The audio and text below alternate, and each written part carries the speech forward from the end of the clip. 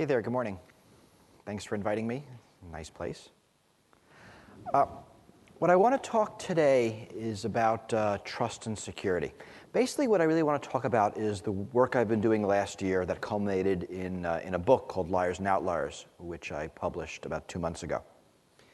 And the book is really part of my endless series of generalizations, trying to figure out how security works and why it exists. So it's an interesting question to ask, right? Why security exists? You know, we could say security exists because there are bad guys, but that really doesn't answer the question. Right? Rocks don't have security. What is it about people? What is it about life that requires security? And the book's an attempt to answer that. And throughout the work, I came to realize that the reason we have security is to facilitate trust. So the book is about security, trust, and society. Now, trust is sort of an interesting concept. Right? This morning I woke up in a hotel, trusting quite a number of people who had keys to my room. I went and had breakfast, trusting not only the people who cooked the food, I had eggs, right? The people who made it, produced it, shipped it. I got into a taxi, another huge trust situation. There are other cars, other drivers. I'm walking down the street. I'm passing people, none of whom were attacking me. Right? You laugh, but if we were a race of chimpanzees, we couldn't do this. I probably trusted, tens, hundreds of thousands of people. And it's 10:30 in the morning. And the day hasn't even started yet. Right? Trust is essential to society. Right? Trust is how society works. And we as a species are very trusting. Right? We're all sitting in this room, mostly strangers, sure that the person next to us won't turn and attack us. Right? Society doesn't, if this turns out not to be true, right, society doesn't function. And the fact that we don't even think about it, all the things I just mentioned, it never occurs to us. Wow, I'm trusting my food suppliers when I'm cooking dinner tonight. The fact that we don't even think about it, the fact that we can sit here and not worry, is the ceiling going to collapse on us? Right? Trusting the architects, the designers, the builders, the municipal building codes here in New Zealand. And we trust them to such a degree that it never occurs to us that we are, in fact, trusting them. So what I want to present really is not only a way of thinking about security, but a way of thinking about society and society's problems. I think the lens of security is a valuable one. And looking at some of the issues in society in terms of security and trust is valuable. So what I'm talking about is security's role in enabling society. Right? There's a lot written about why trust is important. There's a whole lot of really good writings on the values of high trust societies, the problems of low trust societies, why it's important to have trust. I'm not really about that. I'm more of how society enables it. Right? It's a good thing that's given. We're security people. How do we enforce it? How do we make sure that people behave in a trustworthy manner? Right? And it's also essentially a look at group interest versus self-interest and how society enforces the group interest, whatever that happens to be. So trust is a complicated concept. When you work in security, especially if you write about security, you quickly realize that the word security has lots of different meanings. Right? And depending on what you're writing about, the flavor of the word is different. The word trust is even worse. It's a very overloaded term in our language. It means a lot of different things. Right? There's a personal and intimate trust when you trust your partner, when you trust a close friend. And that's a very specific kind of trust. It's interesting. It's not really about their actions. It's about who they are as a person. When I say I trust my wife, it's not because I know she's compliant.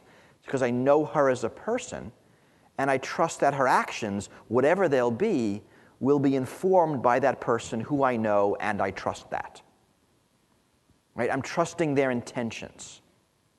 I'm trusting who they are. There's also a much less personal and intimate form of trust. When I say I trusted the taxi driver to drive me here, there's no intimacy. I don't know who that driver was. I don't know nothing about him as a person. I know nothing about his intentions. Right? He could be a burglar on the weekends. I don't know, and I don't care. Right? I'm trusting his actions within the context of our relationship, which is he's a taxi driver and I'm a passenger for the 5 minutes that occurred. Right? So I'm trusting that he won't run me off the road, drive me north to Auckland. Right? I'm trusting just that piece. Now, right, it's an odd type of trust. I mean, we might want to call it confidence. Right? I have confidence in what he's doing. And it's less that he's being trustworthy. Maybe it's more that he's being compliant. But this is the sort of trust that makes the world go round. Right? That is sort of the trust that we have in the stranger sitting next to us in this room. Right? Not who they are, but that they will behave according to social norms, which will be sit quietly, don't make noise, and don't pick each other's pockets. So when people are trustworthy in that way, the term I use is from game theory is cooperative. Now, in today's society, we trust people in this way, but we also trust institutions and systems. It's not that I trusted the particular front desk clerk that took my credit card and checked me in yesterday. It's that I trusted, the company that produced him. It's not that I trusted the taxi driver, but the whole system that produced a taxi driver, which is the hotel calling a company and the car appearing with the company logo. And there's all those trappings that help me trust these strangers. So we trust people, we trust corporations, government institutions, we trust systems. Right? Yesterday I put my credit card into an ATM machine. And I got out local currency, which I trust is valid. I hadn't seen it in a couple of decades. And I also trusted by some magical process I don't even understand that a similar amount will be debited from my account back in the United States. Right? I'm not really trusting the bank even, or my bank. I'm trusting this amorphous international interbank transfer system. All right.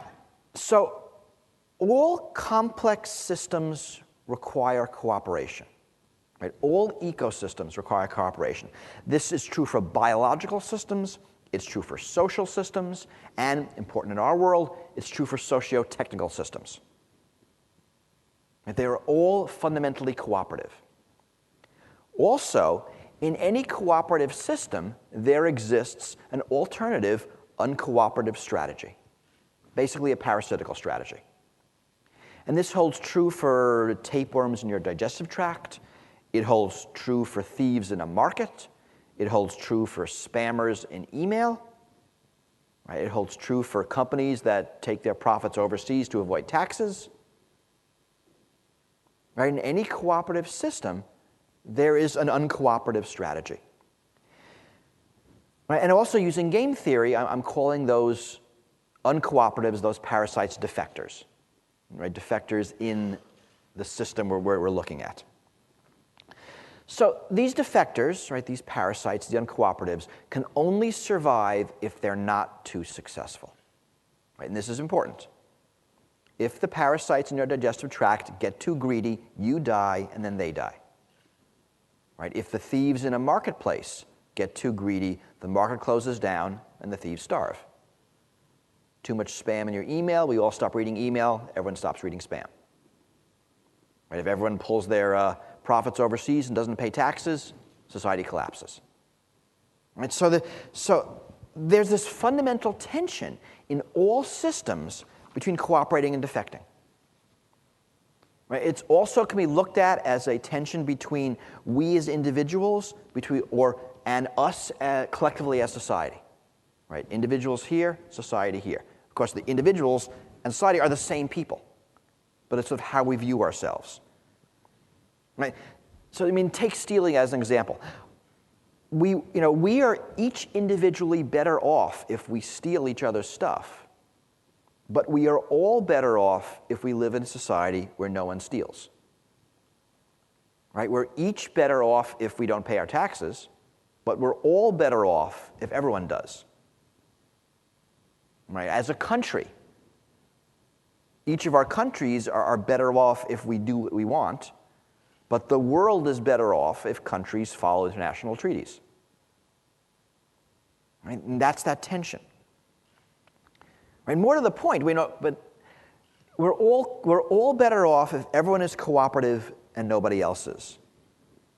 Right? I'm better off if I'm stealing, but I'm much better off living in a society where no one steals. But I'm even better off if I'm the only one who's stealing. Right? Because I get the benefit of living in a society where no one steals, and I get all your stuff. But of course, if everyone acts that way, society collapses. Now, most of us realize this, right? Most of us realize that it's in our long-term interest not to succumb to our short-term interest and not to steal, or to pay our taxes, or not to be a greedy tapeworm. But not everyone does, right? And that's why we need security.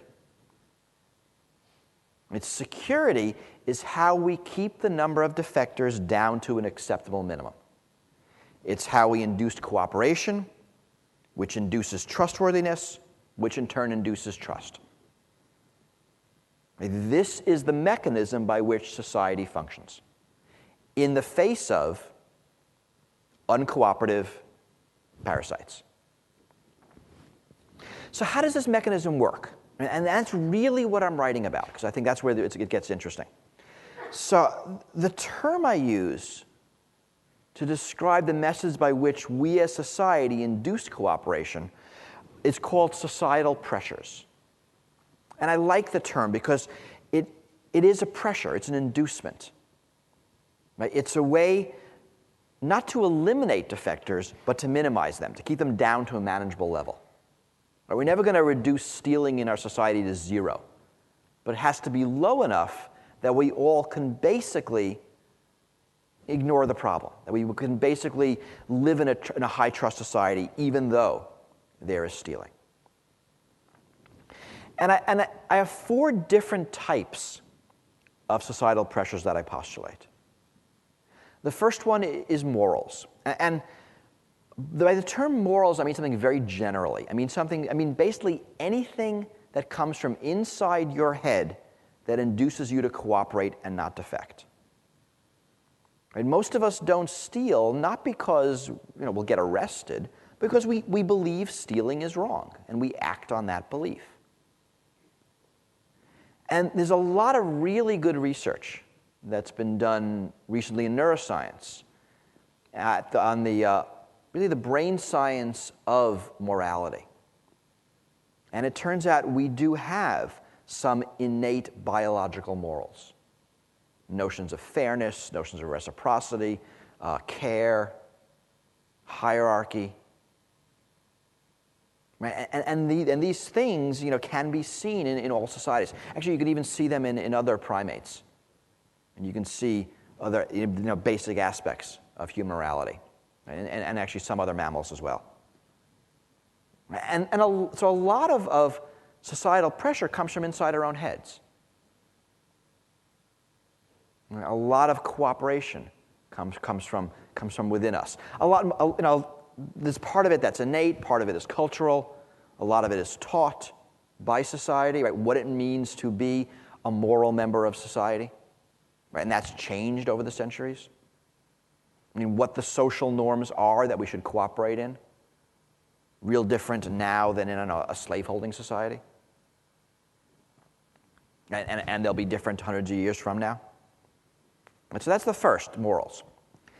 The second is what I call reputation. And this, again, I mean something very general. By reputation, I mean any societal pressure that's based on what other people do and think. All right, so there's quite a lot of compliance, cooperation that we do because we want to be seen by others as a cooperative member of society, right, as a trusted individual. Right? We as a social species, rightfully so, put a very high value into what others think about us. And we react to others, right? We praise for good behavior. We snub for bad behavior.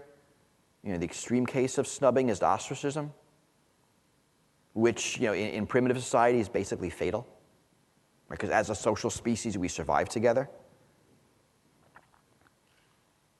And we do a lot of this today, right? I mean, if a friend steals my sweater, I'm not going to call the police. I'm just not going to invite him over anymore. I will, I will make decisions based on his reputation. Reputation is extremely important to us. A lot of great psychological studies on how much people value reputation and what others think.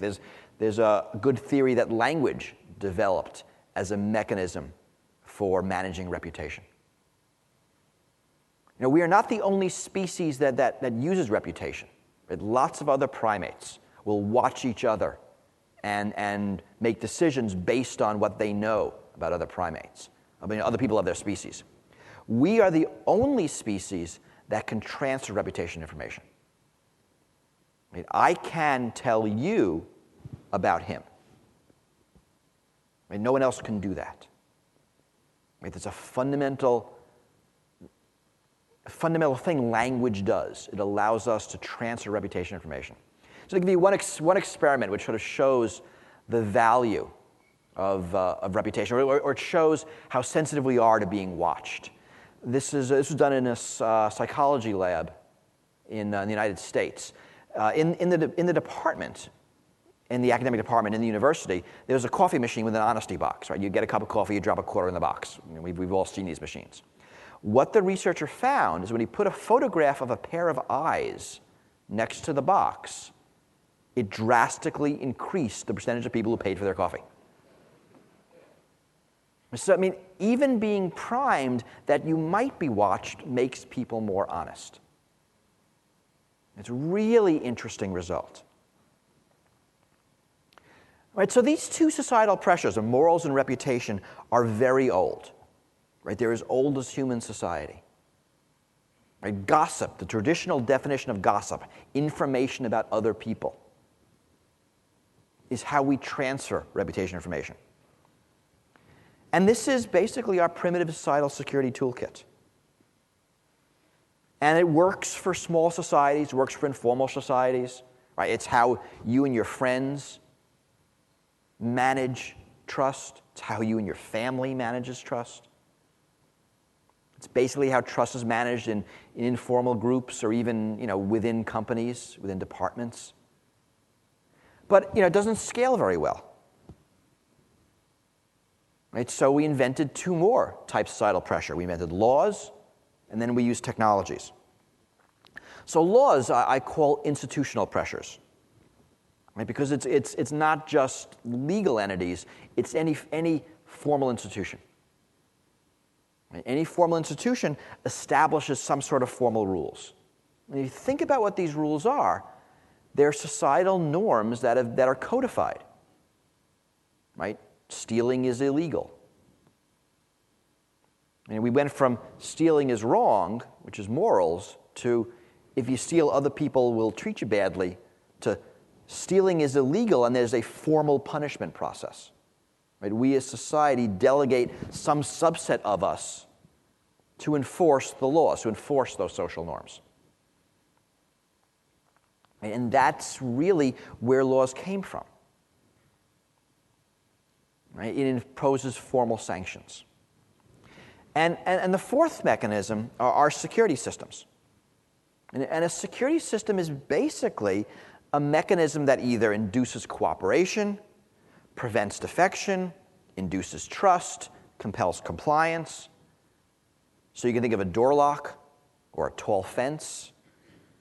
burglar alarm, guards, forensic and auditing systems, mitigation and recovery systems. There's a lot here, right? Some of them work before the fact, some after the fact, some during. And they all work together. You know, go back to stealing, right? Most of us don't steal because we know it's wrong. The rest of us don't steal because of what other people will think. The rest of us don't steal because it's illegal and we'll get in trouble. We'll get arrested. And for the few people that none of those three things have deterred, we lock our doors. I mean, we can't do just one. Right? You have to do all of them to different degrees, right, depending on the issue.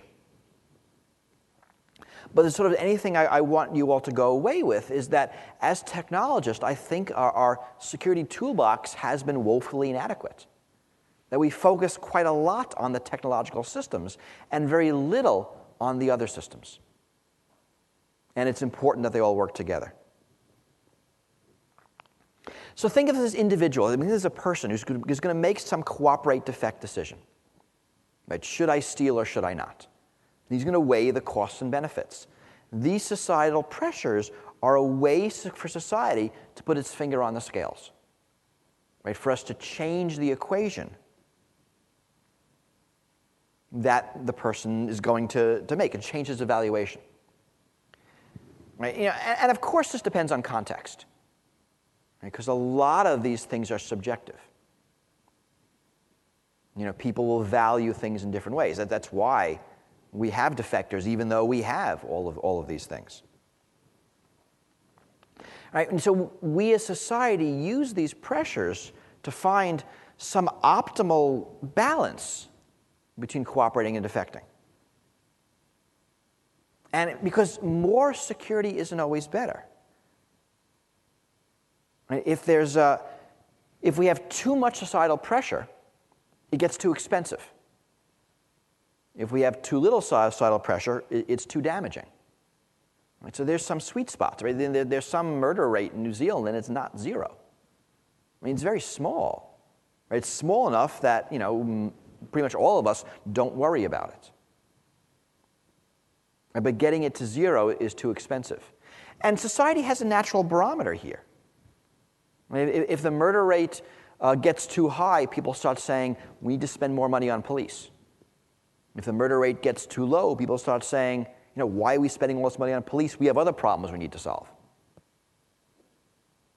And, you know, depending what the system is, we have a natural level.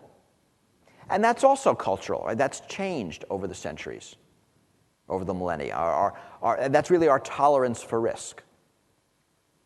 You know, how much crime in society is enough? How much tax evasion is okay? You know, we'd like it to be zero, but we'll never get there. That's too expensive.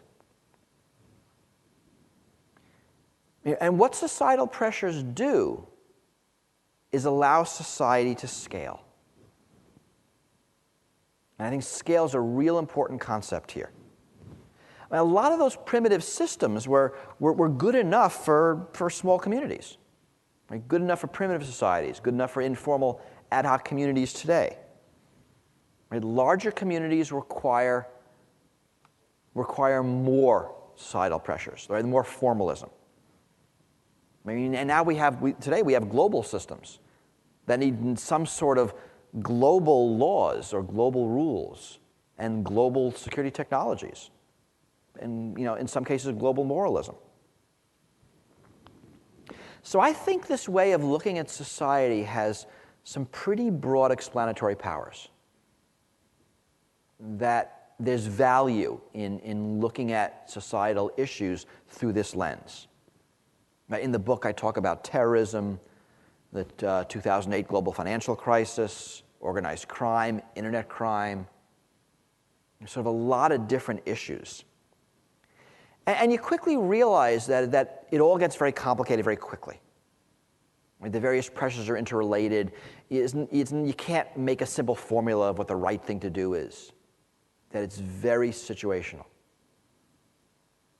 You know, both who society is and what the defectors and cooperators are. And there are a lot of directions to take this research. One of the problems I had writing this book is that very quickly the topic became unbounded. There's sort of so many things you could talk about that you have to put a box around what you're saying and decide that some things are in the box and out.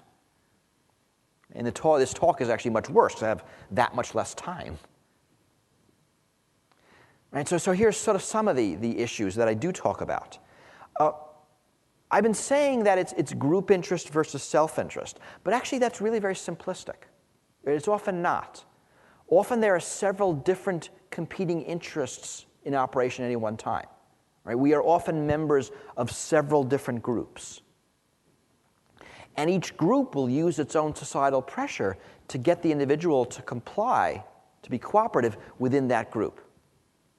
Right? So taking an example of a group being an organized crime syndicate. So in a group of criminals, a criminal organization, being cooperative means sticking up for your fellow criminal, not ratting on him to the police. Being a police informant is being a defector, being a parasite within the criminal community. But in the larger community of society as a whole, cooperating with the police is being cooperative. Right? And the person who rats on his fellow criminals to the police is being a cooperator, and it's the criminals who are the defectors. Right? So there are a lot of examples of that. I mean, a less stark example might be a person who is employed by a corporation, who has to choose between cooperating with a corporation and cooperating with society, or cooperating with one community he's a part of or another community he's a part of. And people are good at this, but it gets very complicated. There's a lot of interactions between different societal pressures. Right? How morals interact with reputation. How morality and the law interact. And we see that in the internet age, trying to pass laws against movie and music pirating. I mean, the real problem there is that the community has a community norm where sharing music and movies is being cooperative. Right? That's what you do on the internet. You share digital files. And a law that goes against that societal norm is very hard to enforce. You see the same dynamic played out in some drug laws, countries in drug laws, right? Where the social norm is one thing and the law is exactly the opposite, sort of how those interact. So interactions are interesting. How each type of societal pressure scales is real interesting. Right? Morals tend to be very close. And this is sort of rightfully so. We are more morally protective of our intimates, our friends, our communities, our country, people who look like us, people who speak our language, all of humanity. As those circles get bigger, right, morality tends to fade. There's an exception. I mean, we do have universal human morals. Again, unlike any other species. But a lot of morality is in-group versus out-group, and where you draw that in-group, out-group line will determine how well moral societal pressures scale. Right? Reputation doesn't scale very well. Right? The reputational pressures that work in small communities fail in large anonymous cities. Right? Laws also have a different scaling mechanism. In a lot of ways, the natural scaling mechanisms of laws determine how big our political units are. Can we have a country the size of the United States, or a political entity the size of the European Union, or are smaller kingdoms the norm, city-states, or even tribes? How technology helps these scale is also real interesting. We have a lot on the internet of technological enhanced reputational societal security systems. We think of eBay feedback. It's sort of really interesting. It's fundamentally a reputational based system. Right? If you as a merchant cheat me, I'll write something bad about you in public. And it was interesting to watch over the years eBay having to refine that system as people figured out how to cheat it, how to game it. Right? But it's a reputational system. We see that in some of the recommender systems. I assume Yelp is here.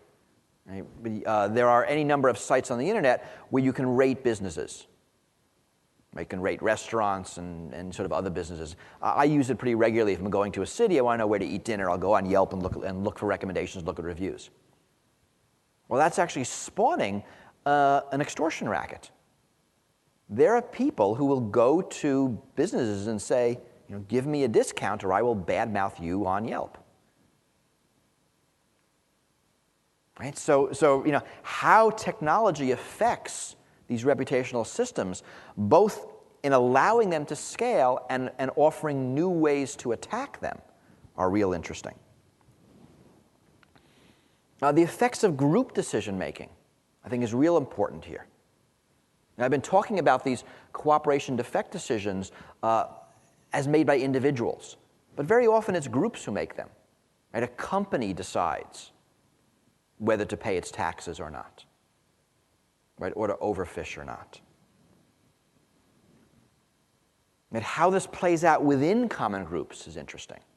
Right? Within organizations, I have an entire chapter I talk about how this works within corporations. Another chapter about how it works within government institutions. Right, back to scale, looking at how this scale as a society gets larger and more complex. And lastly, what happens when the defectors are in the right? And I mentioned the criminal organization issue. I think that's really interesting. And because being within a criminal organization, being the parasite means being a police informant. Right? That's what a defector does.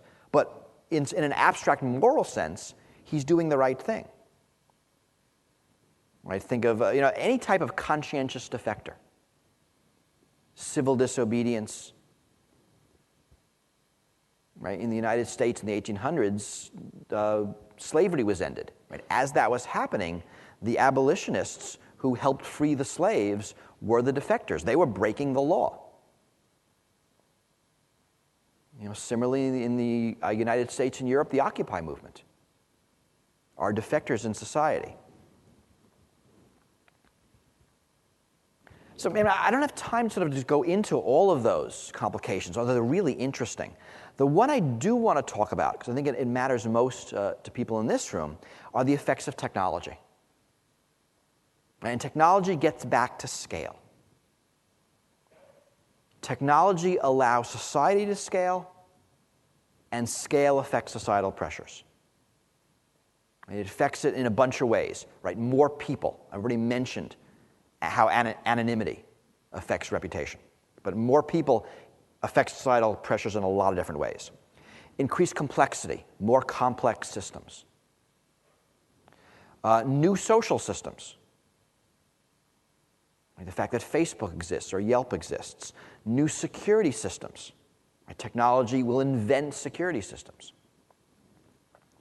Increased intensity. This is an odd one. This is basically what I'm trying to say here is that technology allows defectors to do more damage. So you sort of think about my balance again. We have some balance of, banking fraud. There's some amount of banking fraud that society deems acceptable. Right? And we've instituted societal pressures to maintain that level. Someone invents internet banking. The internet banking criminals realize that there's sort of new ways to commit fraud, and the balance changes. Right? The same number of bank fraudsters can do more damage because they can automate their crimes on the internet.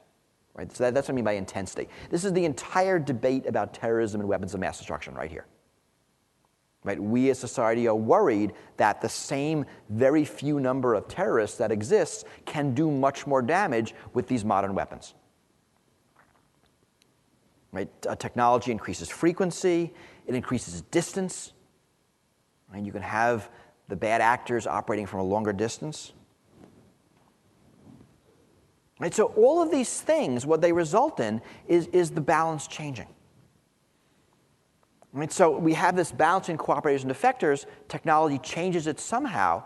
Society has to respond, right, to restore that balance with some sort of new societal pressures. Maybe some new laws, maybe some new technology, maybe some new group norms,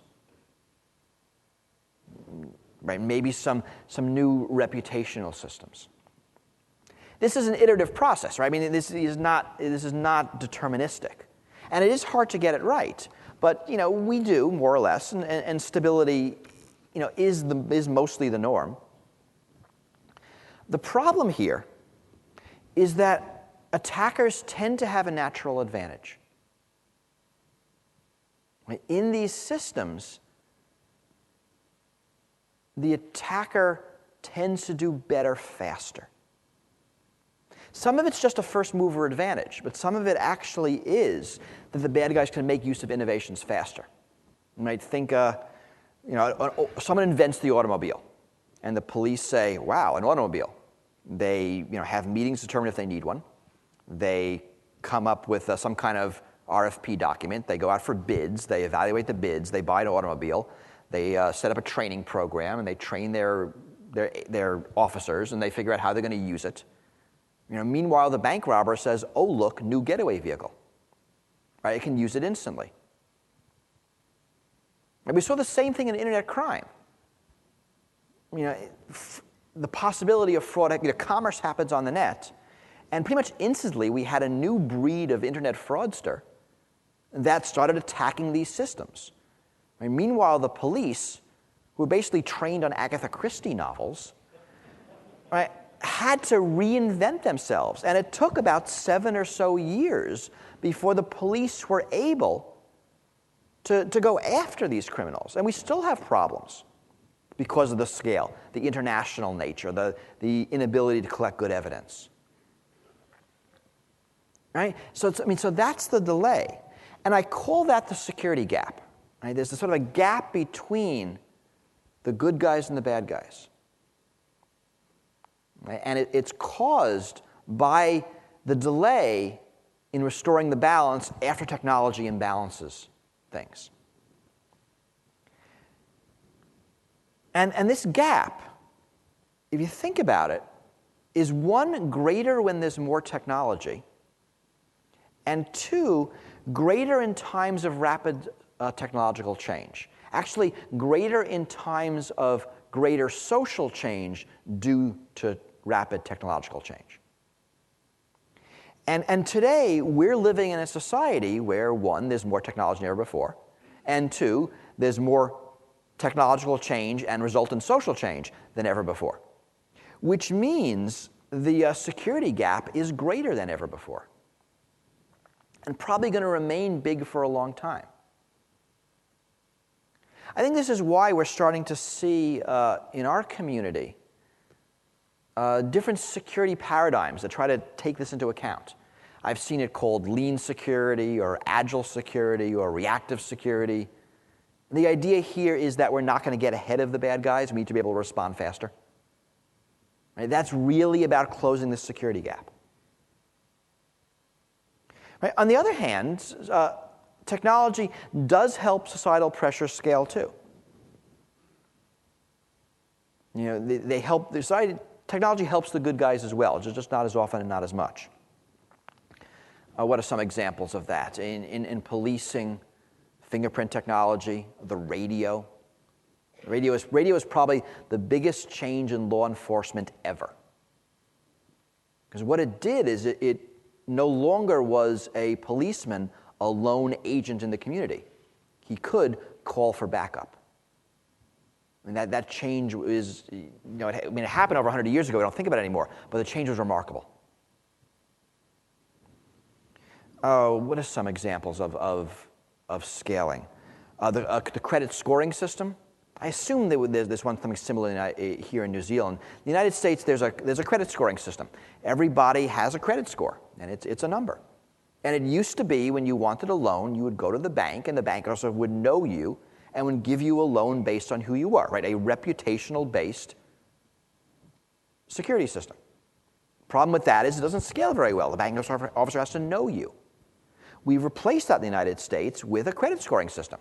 And you can go virtually, probably online, to any bank in the country, apply for a loan. That bank will pull your scoring system and give you a loan based on that number. Right? That's, if you think about it, that's also a reputational-based system, right? Because that number is generated by your past behavior.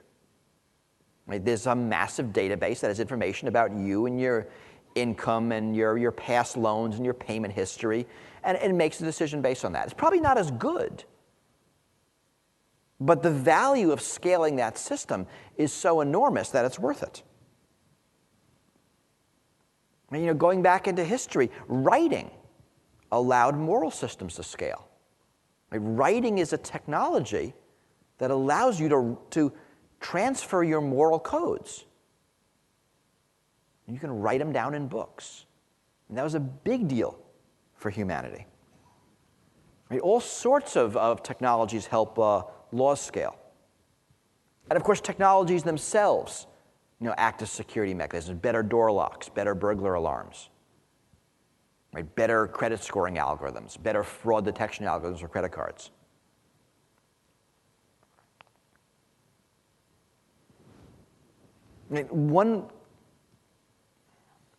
Actually, let me do it this way. Let me make a bunch of final points, and I'll take questions. So I guess this is to sum up. No matter how much societal pressure you deploy, there always will be defectors. And you can never get the defection rate down to zero. The basic reason is as you get the defection rate lower and lower, the value of switching strategies becomes greater and greater. So somebody will switch. 2, increasing societal pressure isn't always worth it. There's diminishing returns here. I mean, if you double the security budget, you don't get twice the security. Right, so there is some optimal level. 3, societal pressures can also prevent cooperation. Right? As you increase the amount of pressure, the greater the chance that you mistakenly punish an innocent. Right? So the more draconian you make your anti-crime laws, the more non-criminals get caught by accident. And that has an effect on cooperation. A totalitarian state, even though there's not a lot of street crime, is not considered a high-trust society because there's other mistrust that comes out the sides. We all defect in some things at some times. Right? No one is 100% cooperative in all things. We are human, and occasionally we do put our self-interest ahead of group interest. I'm not convinced this is bad. Because there are good defectors and there are bad defectors, and society can't always tell the difference. I mean, cooperation is about following the social norm. Doesn't mean the social norm is in some ways moral. There have been a lot of immoral social norms in our civilization's past. Right? Slave owning is an obvious one. And presumably, you fast forward 200 years, there are things that we do in our society that will be looked at as barbaric, primitive, and something no moral society would do anymore. Right? Sometimes it takes history to determine who's in the right. And this is why society needs defectors. The group actually benefits from the fact that some people don't follow the social norms, because that's where you get the incubation for social change. Right? That's how society progresses. So that's the talk. I'm happy to take questions. After the questions, I think we're all going upstairs to have tea, and there is someone selling the book. This is it. There are only like 40 copies, so you guys have to work it out amongst yourselves. I do have book flyers, like this is the thin version of the book. You can take one of these, right? I mean, I guess the benefit is there are fewer words on it. So I'm happy to take questions on sort of any of this, and then after that on sort of greater topics, since I know there's a lot of things I didn't talk about. Or we can just go upstairs. He's leaving already. Well, he's the photographer, he doesn't count.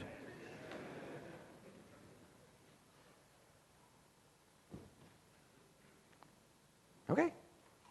Wait, yes.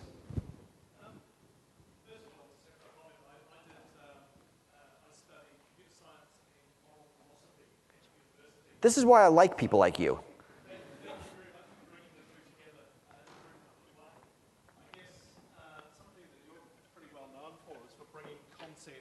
Outside of computer security to bear on the issues that we face in computer security. I know you've been pushing this message for a long time. Do you think that this message has really been picked up globally and that we are actually starting to see a transition to seeing computer security in the wider context of an environment and a society? I do think so. Maybe not as formally as I've written here, but I think more computer security people are working within their larger context. And that's because the stuff we're doing is affecting more and more people. It's not just securing a bank vault or an internet website. It's things like Facebook, where we do have hundreds of millions of people using it, and we have to think more broadly. The people who are doing user interface are looking at how we can trigger different mental processes by our technological mechanisms. So I do see that there's a couple of conferences that try to put these things together. So yeah, I am seeing more of this. I want to see a lot more, because I think we would be much more effective as a community if we understood the greater context and not just looked at the technological aspects of what we're doing. Because as we embed them, I think we get a lot more power, and there's value there. Also, a lot more of our social problems have a technological aspect to them, because everything we do these days has a technological aspect, which again makes us integrate them more. So I think the answer is yes, but not nearly to the degree that I want.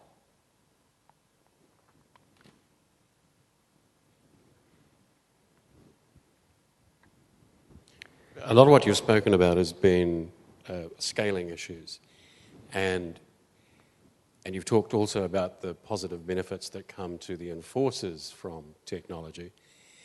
A lot of that security gap is around institutions not reacting fast enough, in your example of the police and the automobile.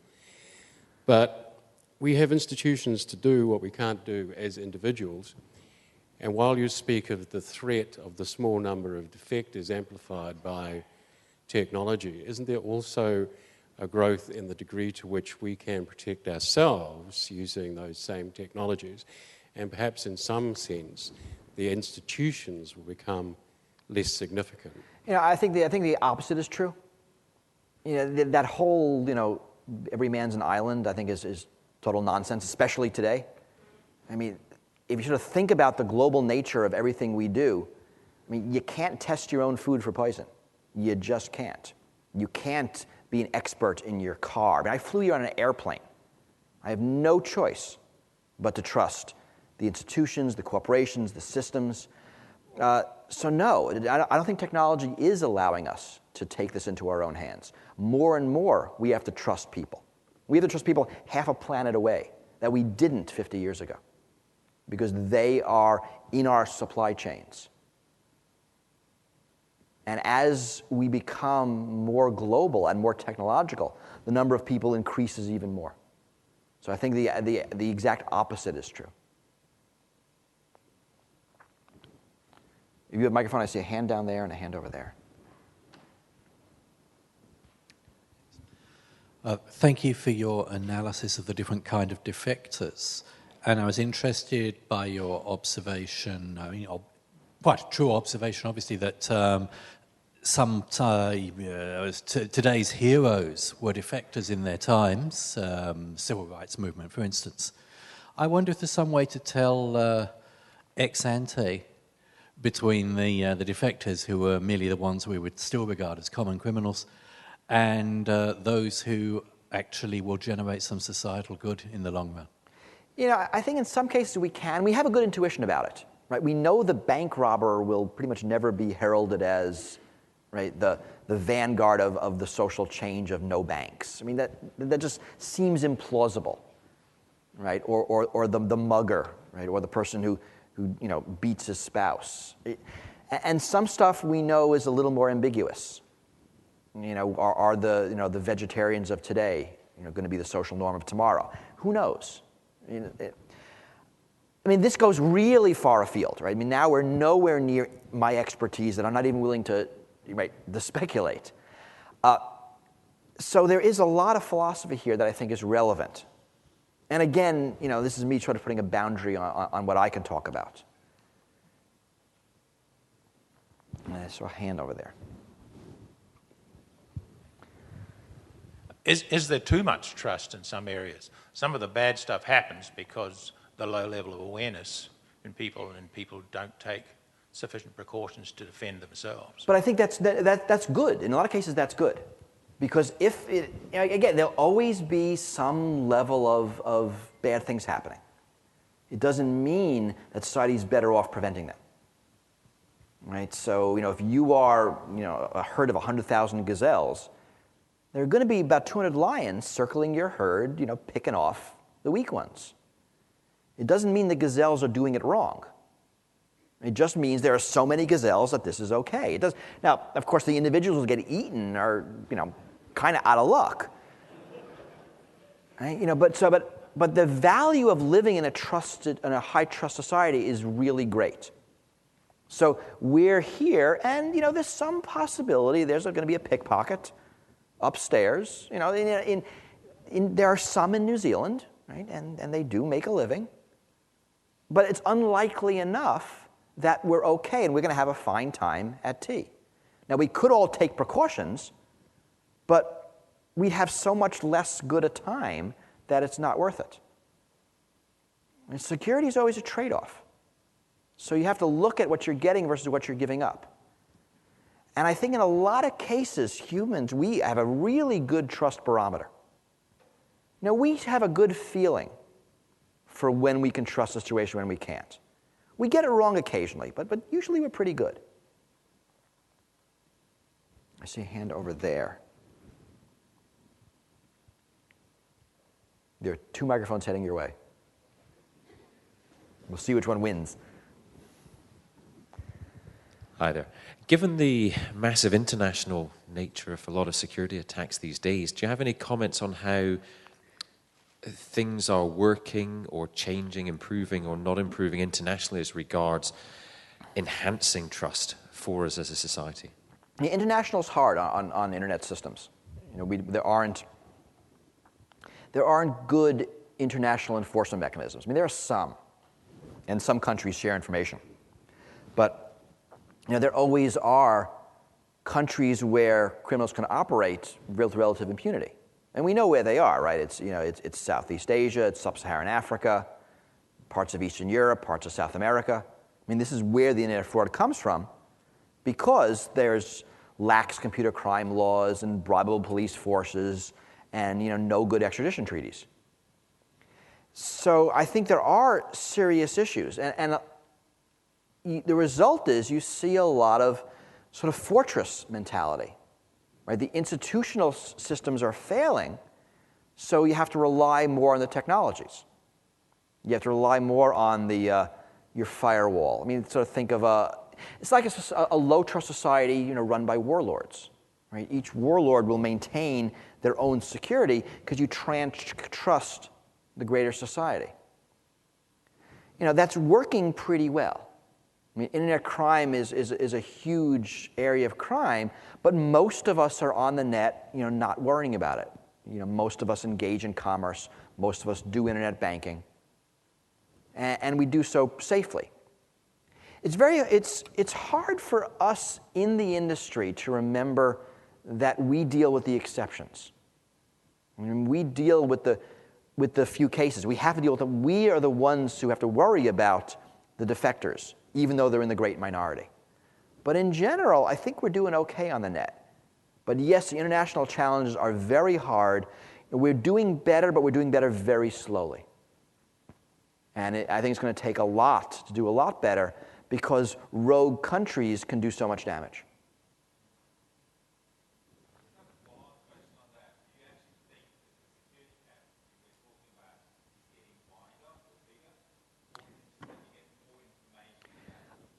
I think the security gap has been getting wider because of more technology and rapid technological change. My guess is those two trends aren't going to change, which will make the gap get even wider. Although I am heartened by some of the mechanisms that are reacting to this. Things like agile security. I mean, those sorts of things are a new way of thinking about security that has the potential to close that. And that would be neat to see. I think the jury's still out on whether it will work or not, but at least people are thinking differently, so we have a chance. Hi, that on? Yep. I'm interested in the difference between defectors who defected out of their own self-interest as opposed to defectors who might have been defecting in the interest of a group of people. Because I think that that might be answering the question of the gentleman at the front as to who are the ones who might be affecting positive social change. Or defecting because of a higher moral cause, which right. you can argue is the group interest of society as a whole. And yes, I mean, that is an important distinction to make. I spend a good chapter on that in the book. Right, why someone is defecting, I think, matters a lot. And you're right, that is one way to look at, how you can separate the greedy from the differently moral, for lack of a better term. Right? Although you can claim greed is a moral good. I mean, we do have philosophies that try to make that point. So then it gets sloppier. But yeah, it does seem obvious that the sociopath and the philosopher, right, are not similar. Right? They're sort of fundamentally different in their motivations. And you'd think there would be some test to disambiguate them.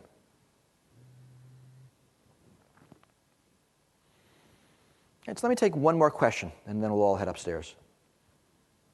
You've been very outspoken about the US Transport Security Administration as an example of a failed security system, a huge overreaction to a minor threat. How can your model of trust and defectors shed light on that, and why that huge reaction has happened, and how we could do better in the future? Well, I do talk about them in the book, and one of the points I make about, and it's really an issue about institutions and what we do, and the delegation problem. So we as society delegate, in the United States is the TSA, I don't know who it is in this country, we delegate an organization that will be effectively our proxy to implement societal pressures to deal with whatever this risk is. Right? So we among us pick a few of us to go over there and do that. Once we do that, this organization now becomes a separate group, and they have their own group interests. And some of that is maintaining their organization, making sure it gets funded, making sure it looks good. And once you do that, you have a separation now between our interest as society, which we've delegated to this group, and this group's interest. And that difference, I think, fundamentally causes the problems we're seeing in things like airport security. And that it's a fundamental problem of the delegation process. In economics, this is called the principal-agent problem. Right? If I hire you to do a job for me, how do I ensure that you'll do the job for me and not the job for you? When in fact, it's not really in your interest to do the job for me. It is interested to do the job for you mostly. That's the problem. So I do talk about it. It does get real complicated, and that's the basic flavor of where the answer comes from. All right, so thank you very much. I'll be upstairs. We can continue the discussion, have tea, and you're welcome to look at the book. Thank you.